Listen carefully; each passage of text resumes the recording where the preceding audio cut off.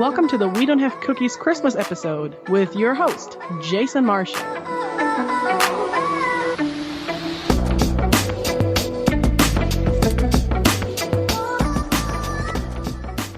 Hey everybody, thanks for downloading the show and welcome to the We Don't Have Cookies Christmas episode. In case you missed the last episode, or are a new listener, today I will be taking a page from the Charles Dickens classic novel A Christmas Carol, but instead of being joined by ghosts from the past, present, and future, I will be joined by guests from the podcast past, present, and one who has never been on the show before. But because this is WDHC, we're going to do things a little differently and reverse the order. So starting off the show today is a person who has never been on the podcast as a guest before. I've wanted to have him on since August of 2018, but things just never really worked out. So it is truly a Christmas miracle that we have him here today. He is one of the few men to not only be a former WWF and WCW world champion, but he has also headlined their biggest pay-per-views, WrestleMania and Starrcade, against men like Hulk Hogan and The Undertaker. He is one of my favorite wrestlers of all time. He is the one and only Sid Vicious. How you doing? Great, man. How you doing tonight? I'm doing really good. It's a pleasure to have you on the show. We've talked a few times over the phone, but it's nice to have you on the line and listeners can hear you. Well, good deal. It's good to be on your show.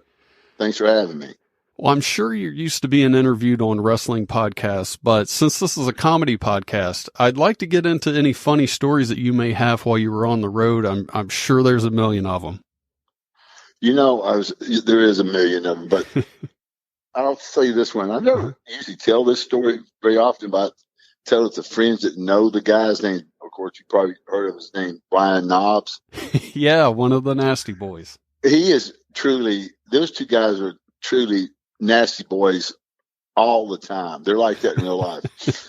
And in the dressing room, sometimes, just once in a while, I've seen maybe do it 4 or 5 times. Dusty Rhodes supposedly is one of these guys that would sit around the dressing room all night just in his cowboy boots and no clothes. and Brian was good at imitating him. And not that I care to see it, but Brian had big, saggy balls. He would do the Dusty Rhodes around the dressing room, then he would somehow flop his balls to the backside of his butt. And he would do that, talking like Dusty would talk, and everybody would just laugh their ass off, But that was probably the weirdest, because you can't help but laugh at that. Yeah. And of course, it was just a joke, and everybody laughed at it. But that's probably maybe the craziest thing. I haven't said that story many times because I never really thought of it. But then someone the other day was asked me about things. I said, that got to be one of the weirdest things when you see him doing it. Like I said, I've seen him do it, I know, maybe 4 times, so I know he's done it more than that. But no, that was a pretty awful and hideous and funny side. I've got a lot of stories with those Nasty Boys, too, where I got a road trip with them one time, and I rented the van for us all to ride in, and we used to pull over and get hitchhikers to run real fast, and we'd take off. And when I got out of the van to get the hitchhiker to run faster, I look up, and he left me on the side of the road, too, and I was chasing after my own van, and the hitchhiker is chasing me, because I said, what's he chasing? I said, look, and the van's gone. I had to run and get my van. When I got in there, he'd taken all my food out of my thing and threw it everywhere. And I couldn't kick him out of the van because I couldn't find a place to kick him out at. And that's on the days before we had cell phones. So that's Oh yeah, that's exactly right. It was before cell phones. Man, I'm telling you, some of the stuff if we could have had cell phones back in those times, video him doing the Dusty Rhodes in the locker room, that would have gotten more hits than anything you would ever seen. I bet. We were talking about this on the phone. It's been a while, but you said that there was, and maybe we'll edit this out if you don't want to talk about it, but I was thinking you were telling me a story about him and Ken Shamrock in an airport or something like that. Yeah, I remember it was I think it was L.A., and I didn't really know who Ken Shamrock was. And I think the Nasty Boys, it was right after them, and Mike Rotunda had gotten into altercation with some people I think they got stabbed or something. I can't remember. I remember him being in trouble, and Ken Shamrock was screaming at him down the airport. And what it was all over was supposedly, and I don't know this, but they said, Jerry Sags beat what's his name, Ken Shamrock up. Wow. Yeah, well, I suppose it happened over some deal with a girl, and Ken Shamrock came into Brian's room and jumped Brian when he was passed out. And Jerry supposedly beat him up and hung him off the side of the balcony of a hotel room. And I don't know if that's true or not, okay? That's just what I heard. But I know Ken Shamrock was in the airport, was pretty upset with him. Again, you hear stories like that. Like I'm writing a book right now. Also, I have my own podcast, too. It's called The Vicious Circle. When you hear stories, you have to sort of say, okay, it's probably some truth to that and some maybe not true, So that's what Vicious Circle we're trying to do in my podcast is tell just the truth, tell what we do know, and then we don't know, let you know we don't know it, One thing I'd like to ask you, because it's hard to get an honest answer from the guy, so you almost have to ask anybody but him to get the truth. Do you have any funny stories about Hulk Hogan? Funny stories? No, not really funny stories. No, really, I just, I've worked with him a few times, some tag matches and singles, and, I said we worked a few times, and it was always real easy because, it's easy to work with a guy like that. You didn't have to do much. That's really all. I did hang out with him, but didn't ride the road together or nothing, so I don't really know any stories of him being funny or anything. I remember I was talking to somebody on the phone. I didn't have the money to get the pay-per-view, but they were watching the Royal Rumble. You threw Hulk Hogan out of the ring. My friend tells me that everybody's cheering and going nuts. Then he reaches up to shake your hand. He pulls you out of the ring. And my friend, like I said, is watching this live, and he said everybody booed Hogan. The next night, I was watching wrestling. When I watched on TV, they had everybody booing when you threw Hogan out and cheering when he pulled you out. I didn't know at the time that they actually switched the audio. I thought my friend was lying to me, but no, what they called the word, they dubbed over it. This is the thing. This is, again, I was in a weird position there with Hogan. And his business is real simple, okay? You get a run, and he had his run, things change. When that change is happening like that, you just wasn't I was better than him or whatever. It's just I was new. They were trying to get the people to boo me, and they couldn't do that. Yeah. And I remember that night it happened. It was in Albany, New York. Weird things happened to me in Albany. I quit that night. I actually gave my notice because Hogan was screaming down the hall that way that night. I was screaming at Vince that Vince had planned for that to happen, for him to get booed. And I went to Vince right then, and I said, man, I want to shake your hand. I said, I can't, and it wasn't just that. It was a lot of things that happened. I said, man, things just aren't going like we planned or what we talked about. And I told him I just really wasn't ready for that place at that time. And I really wasn't. It's a different animal than WCW was. But that was it. I feel bad for anybody to go through that and not understand it. It was easier for me, and I guess too, because I didn't. It's in my book. I wasn't a wrestling fan. Didn't watch wrestling, and I got in for just what it was. It was a business. It was fake. It was entertainment, and you couldn't take all that serious. And I always enjoyed being a heel. And being a heel, I think it's always easier for you to get cheered and not booed. And when you're a baby face, when you get booed, it's a little hard on you. And I remember one person that really bothered was Bill Goldberg. They booed him a few times, and man, he really got after those people. And I thought, wow, this is sort of weird. I never knew anyone took themselves that serious, but people really do, unfortunately.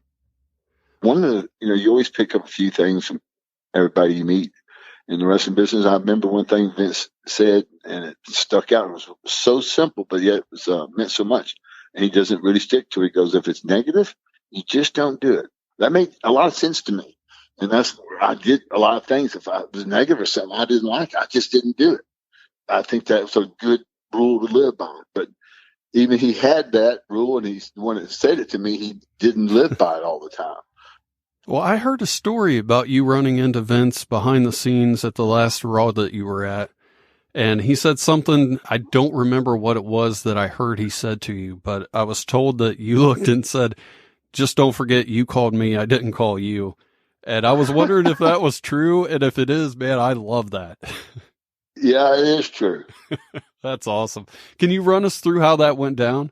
You know what? I don't remember exactly. It was back in the dressing room. It was one of those little interview things they do in the back. And they said something to me about what it meant to me. I said exactly those words. I said, you guys called me. I didn't call you. And that's something I never did do either. I never called anyone for a job ever. Well, that's one thing I always liked is you always felt like you were 100% your own guy. You weren't out there chasing things around. Like you just said a minute ago, if it didn't feel like something you'd wanted to do, you didn't do it. Right. And earlier this year, at least I think it was earlier this year, maybe it was late last year, the WWE was promoting a special episode of Raw, and they said that you were going to be on it. I watched, and I didn't see you. I was kind of wondering what happened with that, if that was one of the cases where you just thought, it's not really worth being there, or if there was something more to it. This is what, again, bothers me about life, this business. Okay, my aunt started the first AIDS clinic in Florida. It was actually Melbourne, Florida. The clinic is called Comprehensive Health Care. And she passed away a few years ago. Her clinic is still one of the most successful ones in the United States. So much that they actually they got to build another wing onto the clinic, and they actually called it the Joyce Good Center. And that's her name, wow. Joyce Good. So I was there viewing her new facility. It was at the same time they advertised me before they ever talked to me. And they called me the minute I was going through and actually my uncle got upset with me because I took the phone call. I was going through the tour when they called me, and I told them, I said, guys, I'm down here, and I told them what I was doing, and they said they understood. And then when I was able to call them back, I told them, I said, man, I appreciate the invitation, and I would love to do something like this sometime, but, you got to give me more than, a 24-hour notice, And then also there was hurricane. I couldn't even leave to get home for that. And then too, I was already had some that I had planned for the whole year, and I wouldn't up and go away from that. And then I hate saying this, but usually those things like that, from what I understand, I didn't see it, but turned out to be not that good. Most of the guys were just standing around like fucking knots on logs. So I wouldn't have been interested in something like that either. Listeners know that I'm a huge fan of the CBS reality show Big Brother. What they may not know is that your son Frank was actually on that show twice. What was that like watching him? I'm sure it had to be a little different because you've been on TV a majority of your life, but it had to be a different feeling seeing your son on a show like that. That show it was maybe more real than the wrestling. So, and the things they say about your kid or your husband or wife, whatever, it does bother you a little bit. And they were always trying to vote him off the show all the time. And he was having to fight like crazy if anyone watched the show. I think he holds the record for the most immunity challenge wins in that history of that show, because he had to win from the first week because they tried to kick him off from the first week on. Yeah, he was a beast. But it was hard. But it was really hard on my wife, because for a mom that was tough. I think she cried every night. At the time, you could watch what was going on the show all night on Showtime or something like that. She stayed up all night watching what they were doing and stuff. And in the morning, I'd wake up and she'd just be in tears. They're going to vote him off. But she enjoyed it a lot, I think, as much as he did. He enjoyed it, too, because he was pretty popular. Everywhere I went, it's like, aren't you Frank's dad? It wasn't, hey, aren't you Sid Vicious? Yeah. Matter of fact, I was at the track one day running bleachers, and a little girl to me, and I thought she wanted to take a picture of me. She said, well, I really want a picture of Frank, but he's not here. Well, my last guest was a former White House communications director, Anthony Scaramucci. He was a house guest on Celebrity Big Brother. Would you consider doing the celebrity version of the show? It's about, I think, something like 6 weeks or maybe 8. You know what? I don't have the want to do anything like that. I don't watch any of those reality shows. I watch stupid stuff like Well Wars. I wouldn't be interested in something like that. Well, I like to do a thing on the show called a question from my last guest. What I do is get a question from my last guest to ask my next guest without my last guest knowing who my next guest will be. The questions can be silly or serious. Sid, are you ready for a question from my last guest? I'm ready. What is the most embarrassing thing that has happened to you that nobody knows about? Wow, the most embarrassing thing has happened to me nobody knows about. Yeah, that's a tough one. Dang, I can't think of it. I know there's a rumor going around that I had a pet squirrel that was in my underwear and bit me, and that's not true. But I haven't heard that. The producer, Rob Bellamy from Chatham, Canada, called me one night and said, "Matt, I want to ask you some questions I found. And did you ever have a pet squirrel?" I went, "No, I don't have a pet squirrel." I haven't heard that. I can't. No, yeah, I don't know how that people come up with that. That's really, I don't know anything that no one doesn't know. What? No, all the stupid things I did. Like one time, I never got in trouble drinking or anything, except one time we were in Germany and I got drinking that stout beer over, and I never was late for the bus or anything like that. But I didn't wake up, and they had Carl Willett had come to my room, get me. I got on the bus with just like my sweat, so I'm just barely in there, and that was so embarrassing for me because I never did that before. Where a lot of guys did that all the time. Mm-hmm. So maybe that was, but everybody knew about that. So nothing that no one knows or doesn't know about. I can't say anything that I could think of. All right. Well, it was great having you on the show today. I always enjoy talking to you. Is there anything you'd like to promote before you go? Well, yeah, I want everybody to listen up to the Vicious Circle. That's find it on iTunes and podcasts, Google Podcasts, and we're on every Sunday, and we've been now going for about 2 months or so, and it's really starting to come around. We got some good guests lined up coming up on our show and talking about the book and a lot of things like that. So people tune into the Vicious Circle. All right. Well, sounds good. I want to thank you again for being on the show. Hopefully you'll come back. I will. I appreciate you having me. All right. Well, I'm going to play one of my favorite Christmas songs of all time, and when I return, I'll be joined by one of your favorite guests of the year. Santa's coming and he's gonna kick your ass. He's gonna kick your ass. He's gonna kick your ass. Santa's coming and he's gonna kick your ass, 'cause you've always been a rotten little brat. Reindeer coming and they're gonna bite your teeth. They're gonna chew your welcome mat, swallow your kitty cat. Reindeer coming and they're gonna eat your begonias, 'cause Santa hasn't fed them in a month. Santa's coming and he's gonna kick your ass. He's gonna kick your ass. He's gonna kick your ass. Santa's coming and he's gonna kick your ass, 'cause he's sick of shoveling snow and reindeer poo. Elves are coming and they're gonna steal your turkey, wreck your TV, burn down your Christmas tree. Elves are coming and they're gonna trash your home, 'cause they ain't got nothing else to do.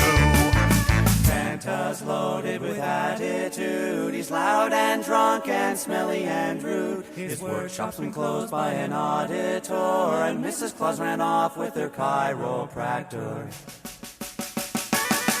Oh, Santa's coming and he's gonna kick your ass. He's gonna kick your ass. He's gonna kick your ass. Santa's coming and he's gonna kick your ass, 'cause he's had a really crappy year. My bum hurts. It was great having Sid on the show. I didn't get as silly as I normally do with him, but don't worry. All that's about to change. My next guest is one of the best because he always puts his songs to the test. He doesn't like to boast, but he's one of my guests that you like the most. He's one of a kind, man. It's John the Songman. How you doing, John? Not a problem as always, because it's the first time of the holiday, because it's the time of year to sing ho, ho, ho, because it's always great to be on the Jason podcast show, just so one of you know. Last time you were on the show, people went nuts. I got so many emails and messages about you. They love you, Songman. Oh, God. I wasn't even expecting that. I swear to God, it's already been Thanksgiving last time I was on, because it still has gone by so fast when I thought I was already on already. But, God, that was so amazing. For holiday news. Are you still there? Oh, yeah, it's still connected, maybe. What were we saying again? I was just saying that got so many emails and messages about you. They absolutely loved you. Oh, fabulous. Like, it's going to be good thing. But as you say, Jason, I'm sorry about that. It's just been a hell of a week. It's been too busy for the podcast, but it's still been good keeping up with you. I wonder if a new decade of the 20s is going to get you in a bigger area because the show must go, because it's going to be a biggest time of the new decade to start the show right after Ho Ho Ho. Because look at you, damn it. You're a radio host, and we're someone that you love, that we love the most. Do you have a song that you'd like to sing for us about Christmas or the holidays in general? It's mostly that comes up every year, mostly. But I think there's one that's kind of perfect. If you have anyone in mind or just yourself for the podcast. No, just send this one out to the podcast listeners. Oh, okay. Where the weather outside is frightful, and Jason's radio host and guest are so delightful, and since there's no place for them to go, let them give a low blow to those hoes in the snow, just so everyone can know whatever Jason's podcast is known for to go whenever he's on the show. Speaking of low blows, you don't know this, but my last guest was Sid Vicious, so that's very appropriate, doing a wrestling-related callback there. I think you told me that, and I was on with him a couple of, I think this past year. I thought he's such a great guy to have on. What do you want for Christmas? Oh, it's just going to be, I would say, a new part of the whole home for a new decade, because there's got to be a lot of changes for the whole thing to end up with the new year. So I would just say a TV and everything. But hey, you gave me a nice card, and I totally appreciate it, Jason, because you're the man. I'm glad you brought that up, John. Christmas is this Wednesday, but right now it's also the Jewish holiday Hanukkah. So in honor of Hanukkah, we're going to play a game just like we did last time, which is why you got that card. The game is called Hanukkah or Hummus. I'm going to make 5 statements. If you think it's about Hanukkah, say Hanukkah. If you think it's about hummus, say hummus. If you get all 5 correct. Oh, I don't really do. Yeah, I don't know too much about Hanukkah, but I know one of my family members does Hanukkah, so I'll try my best for this. All right. Like I did last time. If you answer all 5 correctly in 30 seconds, I'll send you a much better prize than the last one that I did on Thanksgiving. Are you ready to play Hanukkah or hummus? I think we're ready for the Hanukkah time. Let's go for it. All right. And your time starts right now. Lots of menorahs get used for it. I would say Hanukkah. People use shamashes for it. I'd say hummus. People buy pita chips for it. I'll say hummus. Lots of chickpeas get used for it. I'd say Hanukkah. People enjoy it while playing with dreidels sometimes. I'll say hummus.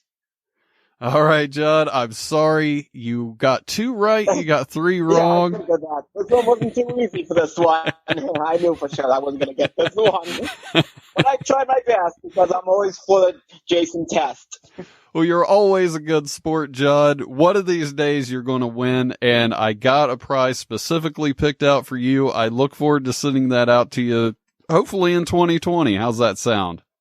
Oh, there's not a problem. Still got more to go for the holidays, so you never know what we'll catch up, because this probably was the hardest one for me of the year. 2020, there'll be a little more changes for Jason, but you never know what to expect. There's still going to be more done, but let me just say this, Jason. I'm sorry about that, John. We got too held up just like 19 was. As long as the new decade doesn't make any harder changes for you. New Year's is coming up. Do you have any New Year's resolutions? Oh, not specifically. It's just going to be a big one like this year, a big vacation year for lots of changes in the family and everything. So it's definitely going to be good to keep up just because of you still, not letting you down. Because you're one of the best radio hosts in town. That's why sooner or later you're going to win that podcast crown. All right, John. It was great talking to you. Thanks for being on.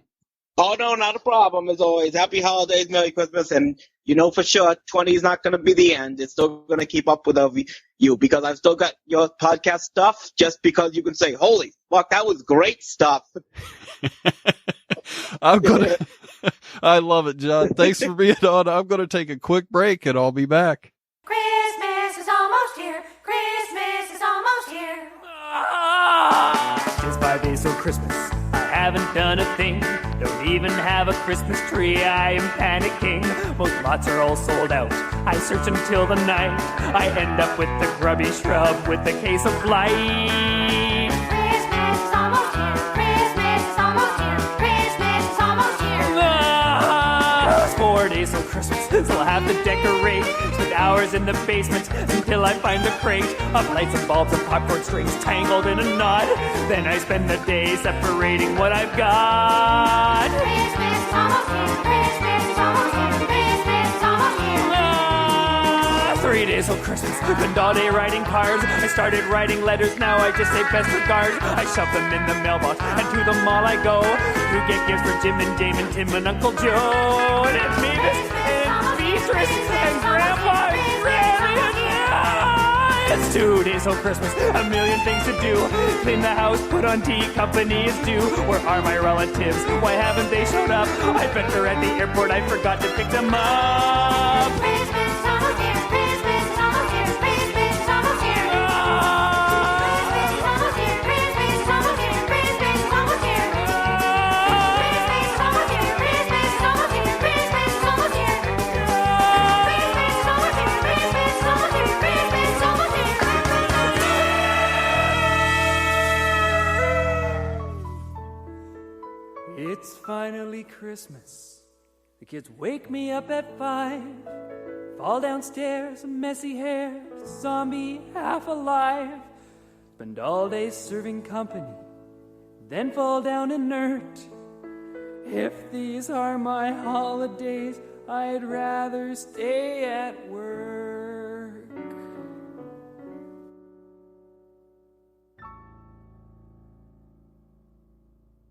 My final guest is one of the most frequent guests in the podcast history, despite not being on in over a year. She was on the very first episode of the podcast and was a part of a lot of firsts in the podcast history, like Martial Law, this month's Dumbass of the Year, the podcast stand-up shows, and more. It's the one and only Mama Kate. How you doing? We wish you a Merry Christmas. We wish you a Merry Christmas. I'm good. Good. It's good to have you on here. Merry Christmas. Has died in the last 10 months, so feeling pretty good about life right now. That is good news. That's really good news. What have you been up to? Going to funerals, writing obituaries. We did, I kind of stopped doing the show because I was taking care of my cousin who was dying of breast cancer. So she passed 6 months later. Her son was shot at a party and killed on his 23rd birthday. And then right after Christmas last year, my cousin, college athlete, running, in our neighborhood for the holidays and dropped dead. Are all three still dead? And no they resurrections? They are still dead. No, there was not any resurrections. Honestly, I'm a little pissed off that nobody's even tried to contact me. Well, there's a reason I brought you on today. We have a very big surprise. We have resurrected one of your cousins, and we brought on the voodoo priest who did it. Hey! How's it going? That's not true. Wow. Yeah. But this episode isn't over. Could be a Christmas miracle coming your way. And you get a resurrected relative. And you get a resurrected relative. If it makes you feel better, my mom's still dead. Yeah. Been trying for years. Better. I mean, it really, I don't know, it gives you a different perspective on death where you're just like, dying young is like the way to go. Because Kazi died, at 20. What was this Kazi of death? Didn't you say his name was Kazi? Kazi, yeah. Well, Cosmos, yeah. And they called him Kazi for short. But yeah, the Kazi of his death was apparently jogging. So I don't do that shit. I've told my daughter, I'm like, don't go jogging. There's nothing good that's going to come of that. Did you ever wish him a Merry Cosmos? No, I didn't. Damn what it. Opportunity missed. So many regrets. I have so many regrets. We really kicked this off like a Charles Dickens novel. We did. A lot of ghost talk. Let's get real. Yeah. What's the worst Christmas gift you ever got? I'm going to say a couple. One year, my Aunt Helen, she worked for a hobby store. Uh-huh. She used to do ceramics and just all kinds of different crafty kind of things. Well, I don't know if she made this or if she bought it from one of her craft store cohorts, but it was a jean jacket vest that had like a quilted inside sewn into it, but then also had jean fringe. with the quilt lining like sticking out the sides. It was really something to behold. And I remember opening it and thinking, oh, what the hell am I going to do with this? You know? And then I was never more disappointed than when my second year of college and my mom bought me a big thing of Tupperware. And so what is this tub of crap? Because that's literally what I said when I opened it, which my mom brings up every year. She's saying, it's not a tub of crap. It's just going to be some tub of crap. But as a 20-year-old, I wasn't looking for Tupperware. Like, Right. what am I going to do with this? I don't cook, period. Like, honestly, I wouldn't even want Tupperware now. The only thing I eat leftovers is pizza and sometimes spaghetti. You ever fried up spaghetti? I've never fried spaghetti, no. Coat the bottom pan in olive oil, turn it up to medium heat, let it get hot, dump your spaghetti in there, fry it up. I have to give that a shot. It's delicious. It's the best. Do you have any funny Christmas stories? I don't know about funny. That's okay. It hasn't stopped you so far. Exactly. How horrifying do you want to get? At 12 years old, started my first period on Christmas Eve. Really? Yeah. Please tell me you were wearing green underwear. I actually realized it as I was in the shower getting ready to go to my aunt's house. So that was Christmas Eve. I just remember being in my aunt's house like, I want to die. And my mom's like, what's wrong with you? Like that was, she was like, well, you know where the doodads are, right? Like that was the extent of our whole like body talk, But then another Christmas that Andy and I were married and I was pregnant with our second. And my parents wanted us to come over Christmas morning to open presents. And I was pissed because I was tired and I was sick. And what happens in our family is we all kind of live by each other and we do a lot of stuff together because we're a pretty tight family.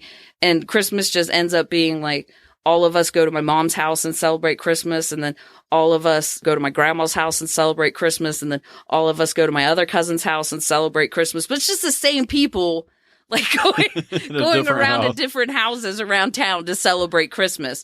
So when my mom called at like 7 a.m. wanting us to bring Cecilia, who was still asleep, over to come open presents at her house Christmas morning, I went off. I walked in, grabbed Celia out of bed, went over to my parents like, why does this have to be like this? I'm a grown-ass woman with kids, and you want us to come over here and open presents at 7 goddamn a.m. Christmas morning. And my dad, who my mom was the disciplinarian. My dad was just her backup. He doesn't say much. He doesn't like to talk on the phone. He doesn't like text messages. He doesn't like just say what you have to say and be done. And my dad was like, that's it. Don't say another word. Everybody is going to sit down and shut up and have a Merry fucking Christmas. I was like, okay. That was it. He put it to rest, man. What's your favorite Christmas song? I don't know. Think about it. We're not ending this until you think of your favorite Christmas song. Maybe have yourself a Merry Little Christmas. I'd say that's it, because it was a song that Judy Garland sang in the movie Meet Me in St. Louis. And I watch that movie every Christmas Eve after we finish wrapping presents. Because it takes a long time for us to sit down and wrap all these presents. And my husband wraps at a rate of like one present an hour. I can do about 5 presents in the time it takes him to do one. He's like, folding up corners and measuring shit. And I'm like, nobody cares. They're going to rip this shit open. I lose my scissors like 10 minutes in. I'm just tearing the paper, just slapping it together. I don't care.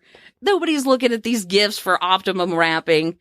By the time we're done with this, I'm tired and I'm aggravated, but I can't just go to sleep. I have to have like a decompression time. Yeah. So Andy goes to bed and I will sit down. I don't care if it's 4 or 5 in the morning. I will turn on Meet Me in St. Louis and watch that movie before I go to bed Christmas Eve. It's like what I've done for the last 10 years. So. Want to sing a little for us? Have yourself a merry little Christmas. Let your heart be light. From now on, our troubles will be out of sight. Through the years, we all will be together, if the fates allow. Hang a shining star up on the highest bough, and have yourself a merry little Christmas now. Very good. And I hope you have a very Merry Christmas. I have a lot of things planned for next year. I'll go over those on the next episode, but I would like to have you on more often and have you take part in some of those episodes I have planned. How's that sound? No. No? I'll tell you what, I will come back if you get at least 15 people, let's say a dozen people request that I come back. All right, guys. Well, Mama Kate has said no. Well, thanks for being on today. You're welcome. I'm going to take a quick... Shh. I'm going to take a quick break and I'll be back.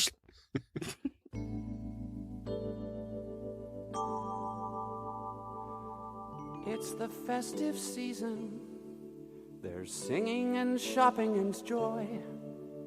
Santa's talking to children. The elves are wrapping toys. The season's one of charity, of peace for all you've met. But though I should be giving right now, I just want to get... It's Christmas time, and times are tough. It's Christmas time, and I ain't got enough. Hey, Mr. Santa Claus, I believe in you, because last year all my parents got me was a trip to Mississauga. It's Christmas time, I'm looking for a lot of stuff. My brother wants a computer. My sister wants a dolly. My mom wants a brand new bathtub. And my dad just wants alcohol. He spent last Christmas wasted, crawling along on his knees, eating turkey that fell on the floor, and watering our Christmas tree. It's Christmas time, and times are tough. It's Christmas time, and I ain't got enough. Hey, Mr. Santa Claus, I believe in you, because you got more credibility than any doctor, cop, or lawyer. It's Christmas time, I'm looking for a lot of stuff. I'd like a new guitar, and Andy wants a radar detector. Trevor wants 13 kittens, and Chris wants a date with Shania. We compared all our Christmas lists, and only one thing overlapped. We would all be happiest if everyone bought our crap. It's Christmas time, and times are tough. It's Christmas time, and we ain't got enough. Hey, Mr. Santa Claus, we believe in you, because if we con on our so-called friends, our Christmas stockings will be empty. It's Christmas time, we're looking for a lot of stuff. It's Christmas time, we're looking for a lot of stuff. I want to thank all three of my guests one more time for being on the show today. I hope you've all had a good time, but the show is not over yet. Joining me now is the podcast's official weatherman, the legendary Frankie MacDonald. Frankie, what will the weather be like starting this Monday? It's going to be a lot of rain in the southeastern United States, and low pressure system is supposed to move off the southeastern United States. That's going to cause rain in New York City and all these places. That's going to cause a lot of rain in southern states, not New York City, but the southern United States.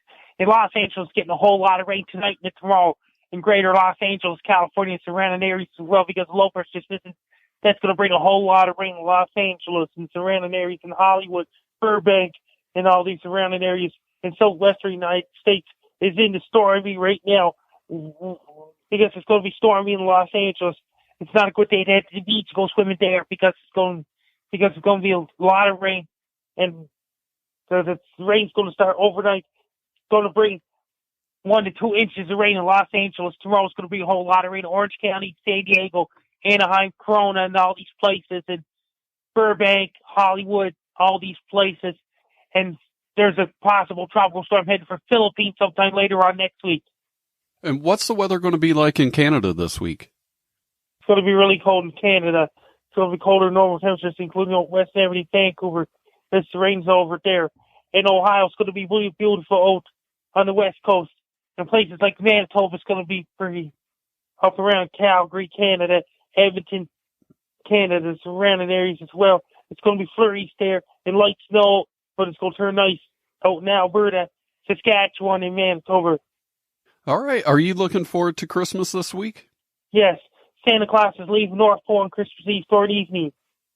What's the weather forecast going to be like for Santa? Weather's going to be good in Canada for Santa, except for Newfoundland. They're going to get minor snow event in Newfoundland. This week, I got one of your bobbleheads. I love it. I think my bobblehead is number 256. So I highly recommend everybody go to Amazon, get one of Frankie's bobbleheads, or you can go to the Bobblehead Hall of Fame. Is that right? Yes. Christmas is right around the corner. Do you have a Christmas song you would like to sing for us? Frankie bells, Frankie all the way. All my fondness to ride with horses over the sleigh. Hey, Frankie bells, Frankie all the way. All my fondness to ride horses over the sleigh. I love that, Frankie. That was awesome. Thank you very much. Is there anything you would like to promote before you go? My book is being prepared to Frank Del Guy, the life, weather, and everything. And it's published by Nimbus Publishing on Amazon. And my bobbleheads are on National Bobblehead Hall of Fame. All right, Frankie. Well, thank you very much for being here. I look forward to talking to you next week. Best of luck, yeah. I'm Frankie MacDonald. You're listening to We Don't Have Cookies radio show. I said earlier in the show that my favorite Christmas song was by the Arrogant Worms called Santa's Gonna Kick Your Ass. Frankie totally took that spot with Frankie Bells. I can guarantee you guys that is going to be a We Don't Have Cookies annual Christmas tradition. I love that. All right, speaking of songs, I'm sure you have all heard the Christmas song, It's the Most Wonderful Time of the Year. Part of the song says there'll be parties for hosting, marshmallows for toasting, and caroling out in the snow. There'll be scary ghost stories and tales of past glories from Christmases long, long ago. What would Christmas or this episode be like without a scary ghost story? Last week, I was recording with somebody for an upcoming episode. When they were leaving, we were talking about all the strange things that have happened in my house. I didn't want to be rude to my guest, so I replied to my wife and then put my phone on the charger in the other room. I went back to the room where my guest was. We got on the subject of EVPs, which stands for Electronic Voice Phenomenon, and they asked if I ever thought about using my recording equipment to try to see if I could hear anything or communicate with the ghosts. I told them that the paranormal investigators brought that up last year, and I haven't tried it yet, but I was glad they brought it up because it's something that I should think about. They left, and after that, I went back to my phone to see what my wife had texted me while I was talking to my guest. And I saw a text on my phone that didn't make sense. I started to ask what she was talking about, but realized that it was actually sent from my phone to her, and it was marked as read. But I never sent a text. I was talking to somebody. My phone wasn't even in the room with me. At the time the text was sent, I was talking to my guest about trying to use my recording equipment to communicate with the ghosts, which is what made this text so much more interesting. The text said, if not, I can just write it on my old paper. I would just like it to look nice. That gave me chills. It still gives me chills when I think about it right now. So I replied to my wife's other text, and then I sent one saying that I didn't send that last text. I sent that because, like I said, the ghost text was marked as read. My wife sent me a few texts after that, and the ghost text just kept scrolling below them and re-timestamping itself. But my wife never mentioned the text. So I sent her another one saying I didn't send that one about the paper. She sent me one back saying she didn't know what I was talking about. So I sent her a screenshot of the text showing the text and that it said read. And she sent me a screenshot back of our entire conversation, and the text was not there on her end. I have no explanation of how that happened. I don't know how it was sent. I don't know why it was marked red when it wasn't even received. I don't know why I kept scrolling down for a while when I was texting my wife. It is just all very, very bizarre. But I did find an old notebook from my mom when she was still living in the house. And I have put it out. I put a pin next to it. Nothing's been written so far. So I don't know, man. Just, very, very strange. And that brings us to this week's Strange Days. If you're listening to this on the day it comes out, Monday, December 24th, is Festivus. I remember when they made that up on the TV show Seinfeld. Can't believe that's a real thing now. A Festivus for the rest of us. Anyway, Tuesday is Eggnog Day. I never liked eggnog, but I'm going to buy some and give it another shot on Tuesday. Wednesday is No L Day. I had to look that one up. Apparently, on that day, you can't write the letter L in any words or pronounce it when you talk. That's way too much work for me. Thursday is Thank You Note Day, which makes sense since it's the holidays. Friday is No Interruption Day. That were only possible. Saturday is Playing Card Day, and finally, Sunday is Pepper Pot Day, whatever the hell that is. I didn't look it up. As always, if you want to contact me, it's really easy to do. You can send an email to jason@wedon'thavecookies.com.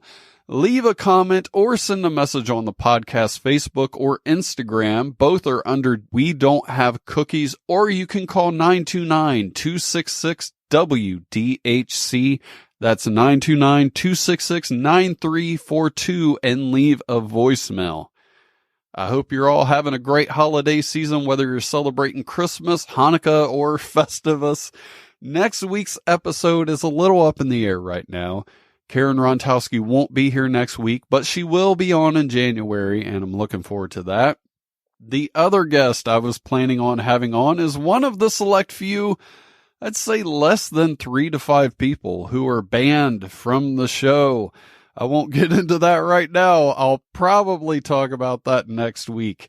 With the holidays in full swing, it's kind of hard to put together guests at the last minute, but at the very least, I'll have a quick solo show out for you to end the year. A few weeks ago, one of the guests of the show was 78-year-old comedian Pat Griffin.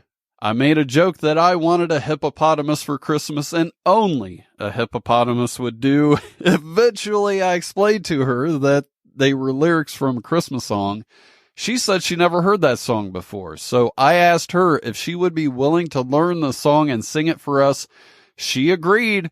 So to end today's episode, Pat is here to sing I Want a Hippopotamus for Christmas. If you enjoyed today's episode, please tell your friends and family and leave a review wherever you're listening to this. I hope you all have a great week. Take it away, Pat. I want a hippopotamus for Christmas.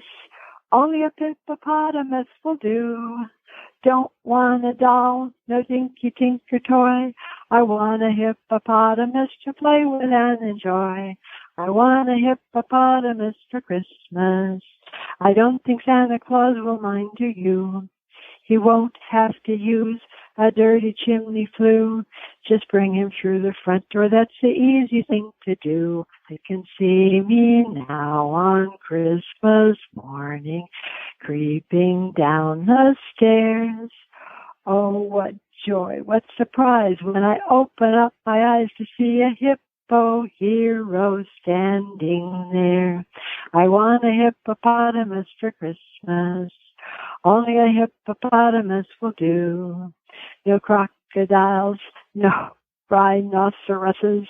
I only like hippopotamuses, and hippopotamuses like me too. Ba-bum, ba-bum, ba-bum, ba-bum, ba-bum, bum. Da-dum, da-dum, da-da-da-da-da-da. Mom says a hippo would eat me up, and then teacher says a hippo is a vegetarian. There's lots of room for him in our 2-car garage. I'd feed him there and wash him there and give him his massage. I can see me now on Christmas morning creeping down the stairs. Oh, what joy, what surprise when I open up my eyes. I see a hippo hero standing there. I want a hippopotamus for Christmas. Only a hippopotamus will do. No crocodiles, no rhinoceroses. I only likes hippopotamuses, and hippopotamuses likes me too. Oh, I don't know why you're doing this,